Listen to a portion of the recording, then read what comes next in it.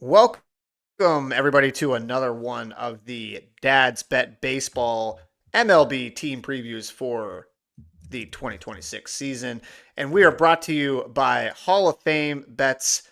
Get your 7-day free trial, 50% off your first month with the code DADS. It is MLB offseason. It is never an offseason on Hall of Fame Bets. You can go and research any of the MLB teams, any of the MLB players. It's fantastic for getting to start to understand the research and futures, everything you want to do for MLB. It's all right there. By the way, there's a lot of other sports still going on. They've got college basketball, they've got pro basketball.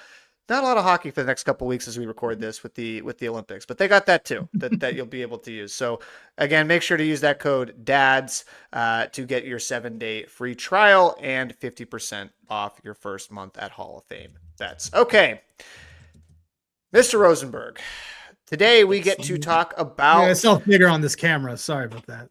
Today we get to talk about a team that cost us a lot of money last year, and that would be our unfortunate Texas Rangers, who shockingly had a 3 better win season in 2025 than they did in 2024. So that kind of shows you how terrible this team was after the World Series to be 500 and still actually 3 wins better. Pretty bizarre. So last year we got really excited about this team in a lot of the offseason additions. That's one of the reasons we were high on them. Turns out that basically every offseason addition they made last year couldn't hit for shit. So this year they decided to make a bunch of other free agent and trades for offseason additions. So they go out, they get Trumper, our friend Brandon Nimmo from Queens. I don't know if Brandon Nimmo is actually a Trumper, but no, he is. Oh, yeah, absolutely. Okay, is. Very much. Okay, all right, good. Then I can feel okay saying that. So they get Brandon Nimmo from the Mets, traded out Marcus Semien as part of that deal.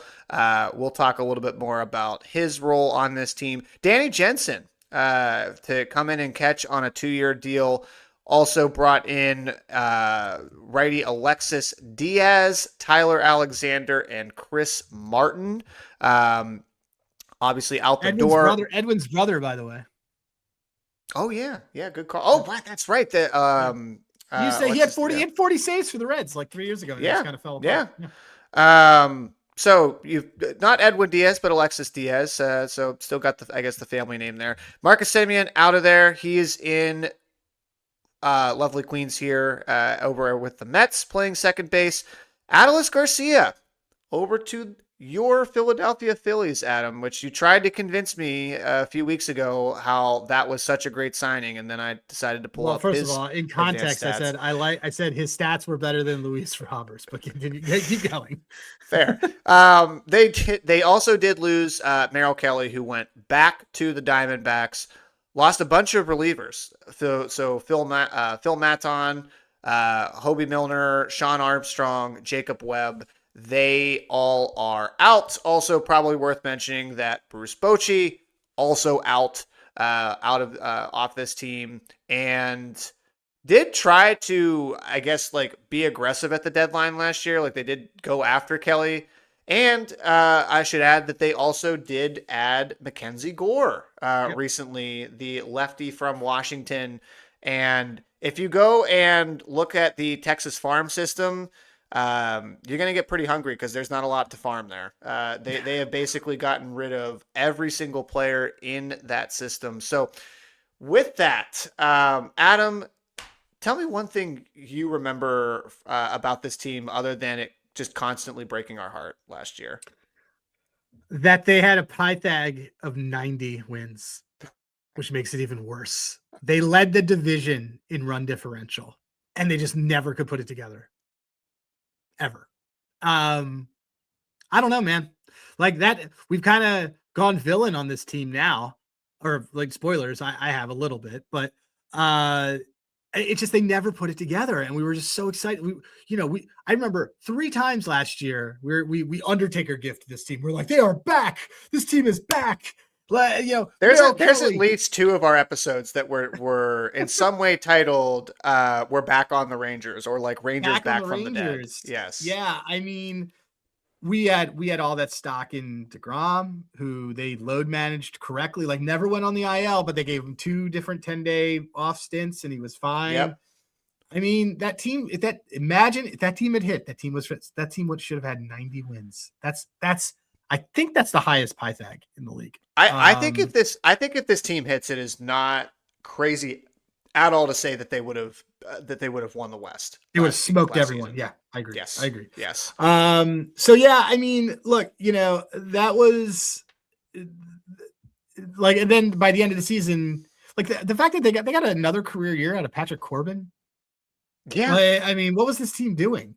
It was incredible. So now I look at this lineup and I'm thinking, I mean, when I look through this last year, starting pitchers, first in ERA, second in WHIP, sixth in walks per 9, not middle in K per 9, third in hits per 9, seventh in home runs per 9, hitting garbage. But they stole the 8th most bases in the league. Their relievers were good. Their fielding was good. And then I look at this lineup now, and honestly, like, I don't want to get excited. I'm trying to temper everything on it, but I don't know, man. I mean, Danny Jansen's the new catcher. There's I feel like Josh Young has never been the same since he hurt his wrist. I feel like that's kind of been a lingering thing there with his team. I love Wyatt Langford. I don't know, like, Wyatt Langford needs to show me that he can play a full season, like show up for a full season, because he's got MVP ceiling. And Corey Seager, Sarah said this on his show, but when you start getting knee and hip issues regularly, that's a problem. And I think Corey Seager is dangerously close to needing to move to a DH role. Like, I'm also looking at this. Why is Jock Peterson still in this lineup? I think Jock Peterson's gone, like done. Yeah, I think. Well, so by the way, if you're looking at handigraphs, they will have players if they are no longer on the team and have not gone to another team. Then that would be why. Yeah, yes. I agree on the Langford piece. I think what is the best way to describe this team from just a batting and a lineup. I mean, they fired their hitting coach back in May. This was really very, very evident to everybody watching that like something was just not right in their approach and the guys that they had on this team. Jake Berger got sent to the minors. Which is, I mean, Jesus, that's pretty damning. But you had said this to me a couple of days ago, which was because I made the comment, I'm looking at that 2023 team that ended up going and winning the World Series only, 3 seasons ago, not that long ago. And you made the comment that every single guy in that lineup just basically ended up having a career year that 2023 season. Semien, Young, Garcia, Seager, who was obviously, I mean, Seager's great as is, but was an MVP caliber type player. He played the whole season. And now not only am I looking at the lineup, and we'll get to pitching here in a second, but I look at their lineup and I go, okay, you trade out Marcus Semien, who definitely is not a productive player at the plate whatsoever. Still a good defensive player, but not somebody who you can count on to deliver any sort of consistency. One of our no sweat cash for us last year. On the under home runs last year. But you replace him with another guy who is, I don't know, naturally hurt. Brandon Nimmo. Yes, he had 652 plate appearances. Also, he's had a pretty extended injury history, and that is not a great contract that you inherited. So sure, if you're getting a full season from Nimmo, it's not a campaign year for the White House, so there's that. But you replace one guy here that basically has injury concerns. As you said, you've got the injury concerns with Langford. You have the concerns there with Seager. To me, look, you can make this case with any of the other teams that have a great player. Like when you look at the Yankees and Judge and go, well, hey, if Judge is out for a month, look at what it does to this team. But that's you're focusing everything on that angle and cap on one singular player. Whereas like I look at this lineup on the Rangers and I go, there's at least 5 to 6 guys that I can immediately go, that's a concern from an availability standpoint. And the more guys like that you add up, the less I am trusting the ceiling, because I have just more variables that have to be playing in order for this team to actually be hitting well. It feels like Corey Seager, Wyatt Langford, and a bunch of guys who you could squint and see as platoon guys. You know, like I like Evan Carter. Remember, Evan Carter like burst on the scene during that World Series here, like to a point where they're like, well, we're not going to start him against lefties, and like we'll bring him in, and he was just mashing, right? Yep. He hasn't like played since. But yet somehow last year, I guess I missed any of the games that he played. He played 63 games. He had 14 steals in 63 games, by the way. That's worth wild. noting. Yeah, that is pretty crazy. He, like, I know, like we're getting there. We're kind of live labbing on this. Don't hate Evan Carter to steal 30 bases if he's healthy. Like, that's probably a bonkers number. 14 steals in where's games. where's the number on that one? I haven't seen it, but what I'm saying is that if it comes up, because I'm just looking at this lineup last year, like, because like Wyatt Langford led the team in home runs with 22 and he only had 62 RBIs, which tells you everything about who was able to get base. Also, Garcia had 75 RBIs. So in context, all the Garcia jokes aside, the fact that he had 75 RBIs on a team that couldn't score is actually, I don't know how that is kind of wild too. Yeah. But so he had 13 steals. This team like did steal a lot of bases, but like the batting average is terrible. The strikeouts are incredibly high on all their middle of their lineup. And it's just, you know, I think Bochy had to go. You and I are both pretty bullish on Skip Schumacher. So like, does he build this team and run it in the way that he did the Marlins for that small stint, or what? I mean, possibly, but look, a manager isn't going to fix like availability issues. They're going to potentially be able to help with. Clearly, that Bochy had either checked out or the team had checked out on Bochy. Bochy always looks checked out, just to be clear. He does. He's won a bunch of World Series looking checked out, so I can't fault him too much for that. So like I think that Schumacher is definitely a plus. Like they had to change things in the clubhouse, but when I go from the batting side to the pitching side, man, you got 172 innings from DeGrom, and you even sat him for multiple different stints. 2.97 ERA, 22.1% K minus BB, almost a 30% called strike whiff rate. I mean, this was like DeGrom, like we're talking basically 2018, 2019 DeGrom stuff after all of the injuries. And I look at that staff and go, are you going to get 172 innings from DeGrom again? Like, and if this team also has some injuries, or, you know, starts out slow again from a hitting standpoint, is DeGrom even on this team at the deadline? Like what, where is this team kind of go? You know, and that's what makes the Gore move to me so like fascinating, because a trade for Gore is a move that tells me the front office thinks that they have enough to win and compete right now. Spoiler alert for when we get to the Mariners preview. I think they've got a big problem with the Mariners being in their division, because that team looks like they are going to be a bulldozer as far as having to go and try and compete against them. So, there's just so many more cases against this team, which is the total opposite. I feel like how you and I felt last year coming into the season. Like I could make like 7 or 8 cases why to back this team, and now I feel like I just constantly, not because I've been burned so much, but that I'm not willing to buy into all of the red that I'm seeing on the sheet. I think it might be a little bit of fool's gold. Well, let's talk about some things that you do like one of your favorite pitchers in Major League Baseball, Nathan Eovaldi. Would you like to suppose some wisdom about? Let's talk about some of the good things. I mean, also, and you know, shout out to Javon. That's true. We're being a little hard. We are being very hard on this team.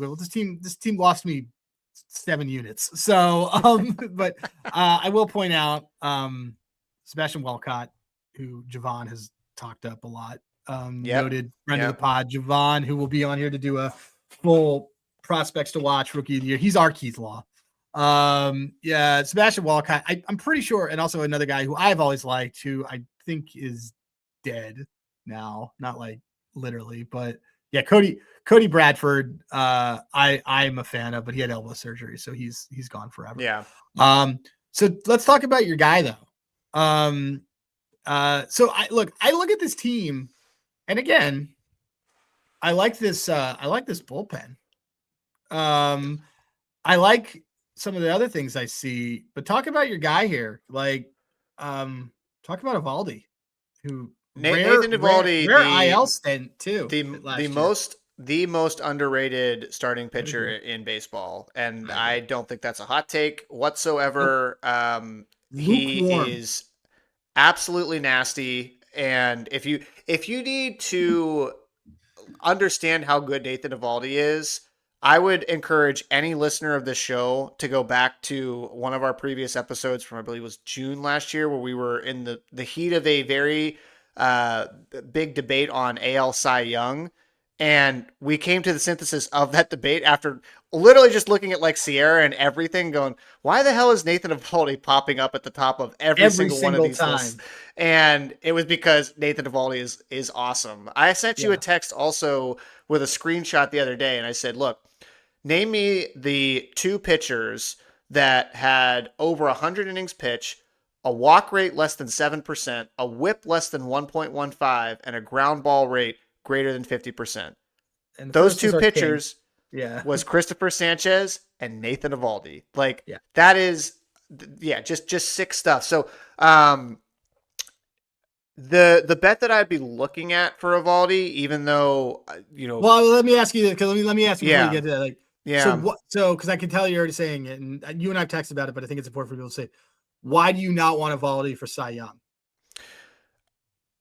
I think there's two big things, because I am very tempted to take this number, and I will 90% of it just because of my bias for, like, I think he's great, but it's 40-1 on the number. It's a decently long number, right? Like, he's not one of the top 5 or top 6 favorites, but if you are getting a good DeGrom again, it just takes away. Like, it's the problem that Zach Wheeler has had on the Phillies, where when you have another guy in your rotation who is also just excellent and can throw heat, it's going to be hard, especially with Eovaldi not being a guy that is in the Scooble camp, and somebody that's going to be a Chris Sale getting a strikeout leader.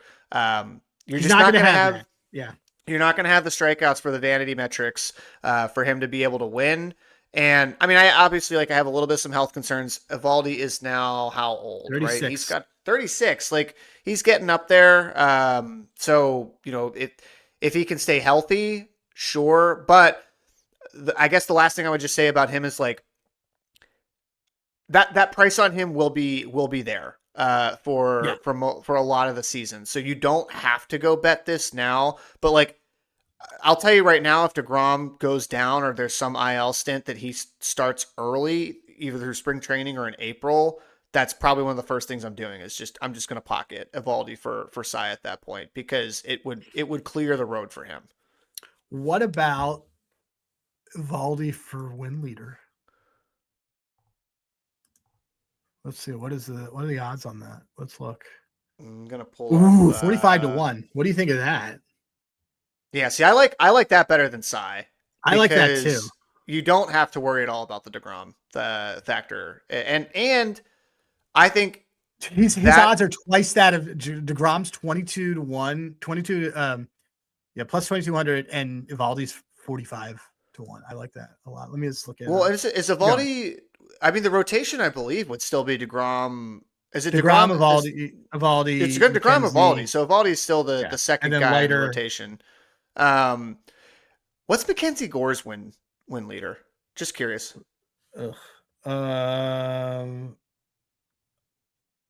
It's well, I'm like, is it listed? It's not even listed. No. Okay. Jack Leiter's is 150-1. Yeah, I mean, if you believe in the, not interested in that. Back end of the rotation. Cam Schlittner, by the way, 100 to 1. Interesting. Sandy Alcantara, Interesting. 80 to 1. Anyway, we Okay. already did that episode, but anyway. Yeah, I like the 45 to 1 on the wins leader more than I would take him for Cy. And if you look at if you're playing the ceiling sort of type of angle, for them to win the division plus 360, that's certainly not good enough. If you want to bet them for like 1 seed in the American League, only 18 to 1 in that case. That's From really short. They're like very short for their ceiling. Yeah, like it's and I feel like that's also another reason why you and I are just in general a little bit cooler, because like I don't think this team is not going to be this team is not going to be the Nationals. They're not going to be bad.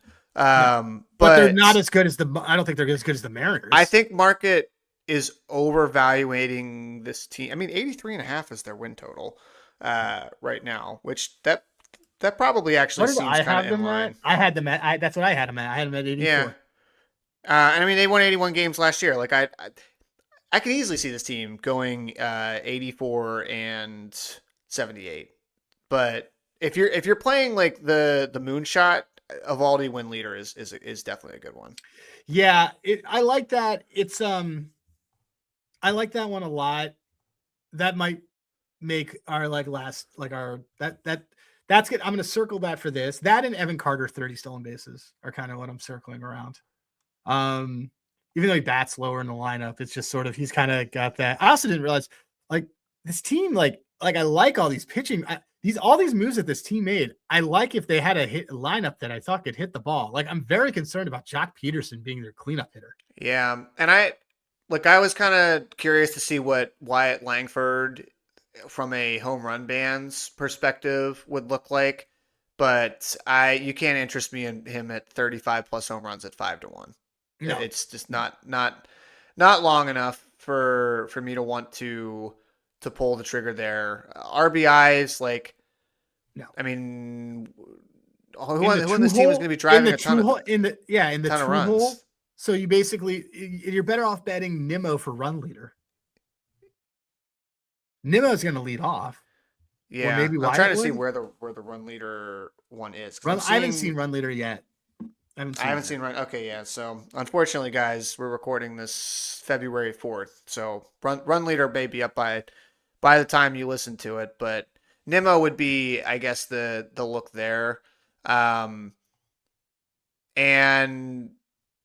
yeah, I mean, I agree. I think their bullpen is going to be pretty good. They don't have to rely on. Last year they came in and they were like, we're going to have to basically lean on Jack Leiter and Kumar Rocker a lot. Yeah, it felt like the margin of error was really slim for them because of how bad their bullpen was. But which is also still amazing because DeGrom and Evaldi were so good at the top of the rotation. It just didn't matter. So Rocker doesn't even project to be in their rotation. No. It's like the Chase Burns thing. Because Chase Burns doesn't project to even be in their rotation. It's just that there's no hitters on this thing to get excited about. This team is like nine games back to the Mariners. It felt like they were 50. Even though we were trying to convince ourselves that I don't know how many times I brought up the run differential thing. It just made me go insane. But angry about it. All right, so to put a bow on this one. We win total 83.5. Are we over or under? I got to go under, man, because they didn't. I don't know how they're scoring runs to win these games. Yeah, I think I'm under 2. I honestly think that the 81 could be very realistic. Yeah. I like this game. You know what this team feels like? It feels like this team feels like what everyone thinks the Giants are. Well, we'll get there because you and I are higher on the Giants. We'll get to that one. But this feels like it feels like this team is like solidly mid and lower mid at that. Yeah. And the only thing I would just kind of the last comment on this team is don't be fooled if this team starts out really hot in April. Like if the Rangers get out and they, are 10 games above 500. I'd be kind of curious. These markets aren't up yet, but like April, I want to see their schedule for April. But like April wins would be sort of interesting because Sure. you're playing the card there where you've got healthy Evaldi, you've got healthy DeGrom. If Gore comes out and is lights out at the beginning of the year like he was last As he year, always is. Yeah. yeah, like there's a pretty good path for them to be like April win leader or have some sort of band there. But I'm being cautious with this team. I'm going to need to see it for a couple months and see how some of these guys sort of fit in. So If you look at stuff on this team, one last thing I'll say, it's almost like this team's a year away because Wyatt Langford, Jake Berger, Evan Carter, Josh Young, Josh Smith, Mackenzie Gore, Jack Leiter. I mean, I don't care about Jacob Latz, but Jacob Latz, all of these guys are under team control for the next couple of years. Like they're like Mackenzie Gore has 3 options years left. Like that's insane. Feels like he's been around forever. that's kind of wild. And He's only and you've got 26. Walcott, Walcott that you can call up and basically take over Seager at shortstop and put Seager as DH. That's which very I think realistic. is eventually happening. That could happen. I think that's probably the teams that there's a reason that Walcott is still in this system, and he's like the Lone Ranger of the prospect field. So, all right, there's my one dad joke quota for this pod. So with that, we are gonna wrap up another team preview. So you just listened to the Texas Rangers here on Dad's Bet Baseball, and a reminder again, make sure to support our sponsor, Hall of Fame Bets. Use that code DADS to get a 1 week free trial and 50% off your first month. And looking forward to getting to the next one here on our team preview series.